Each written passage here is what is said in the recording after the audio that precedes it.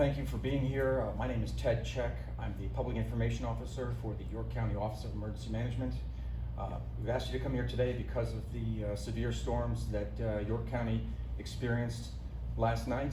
And you can see to my left there's a map of the path of the damage that the people experienced last night. With me today are York County President Commissioner Julie Wheeler, Vice President Commissioner Scott Burford, Commissioner Doug Hoke, and York County Office of Emergency Management Director Chris Weidenhanger. And so now I'll introduce Julie. She's going to say a few words, and following that we'll have a short question and answer period for you. And thanks again for being here. Here's Julie. Good afternoon, everyone. Thank you for joining us here today. Around 7 p.m. yesterday, several severe storms moved through York County, knocking out power to thousands of customers, damaging utility lines and poles, and blocking numerous roads. In the span of 3 hours between 7 and 10 p.m., the York County 911 Center received more than 200 storm-related calls. One storm focused on East Manchester, Manchester, Pelham, Windsor, Lower Windsor, and Spring-Sperry Townships, and the boroughs of East Prospect and Pelham. A separate storm was centered around Hanover and Penn Township. We understand at one point last night there were close to 20,000 customers without power. With utility crews responding swiftly and working through the night, that number has been reduced to about 6,000.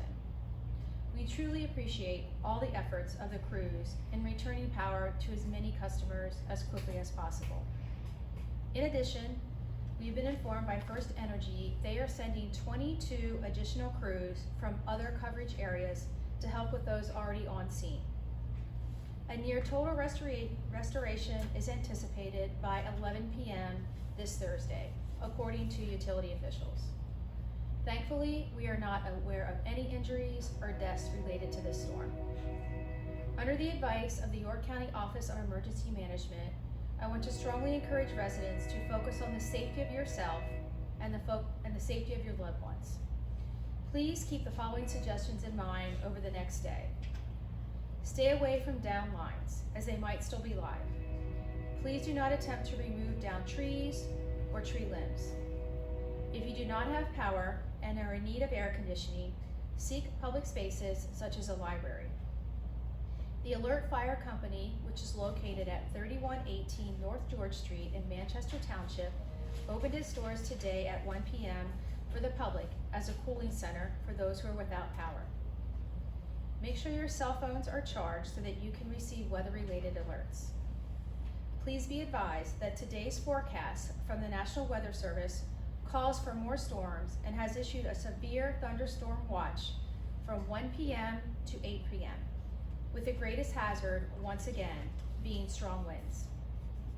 The Office of Emergency Management is assessing damage today and is communicating its findings with the National Weather Service, while also offering assistance to all affected municipalities.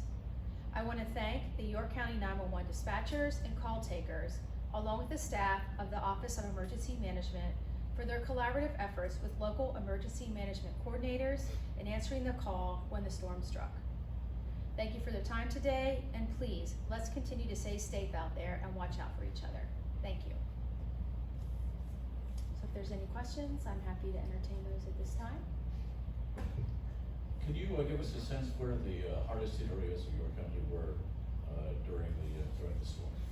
Yeah, I mean, I think it's really those areas that I talked about. So East Manchester, Manchester, Pelham, Windsor, Lower Windsor, and Spring-Sperry Townships, and then the boroughs of Pelham and East Prospect, as well as Hanover and Penn Township.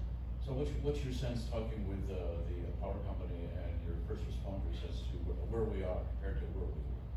Well, obviously we've made a lot of progress. As I said, initially last night we had 20,000 folks without power. Now we're down to 6,000 folks without power. So our utility companies are working hard, along with our local responders, to restore power and ensure that folks are safe.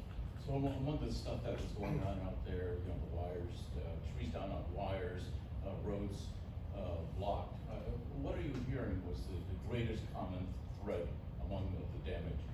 I think the greatest common thread, in addition to the rain, was the wind. It was very windy. Trees uprooted, lines down, those types of things.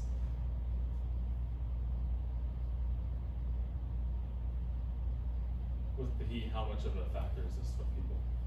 Sure, if you're without power, it is significant, right, because you can't run your air conditioning. So certainly is a concern. We do have, as I said, the Alert Fire Company is open to house folks who are, without power and need cooling spaces. Certainly our public libraries are also a great resource. We have many of those, actually across the county that people can go to and get some respite care. And then with the upcoming, you brought it up there, Julia, about the upcoming storms that are coming through again, that might make things go back a little bit. How worried are you guys about that, and how are you guys trying to prepare for something like that? Well, I think the great thing is we have a great emergency response staff, both here and out at our local municipalities. So I believe that we're prepared and will address any situations as they arise. How unusual, you guys got a lot of calls for the 911 center last evening. When you look at those numbers now, how would you characterize it? Is that a massive amount of calls that came in from people? Certainly it was a massive amount of calls in a short amount of time.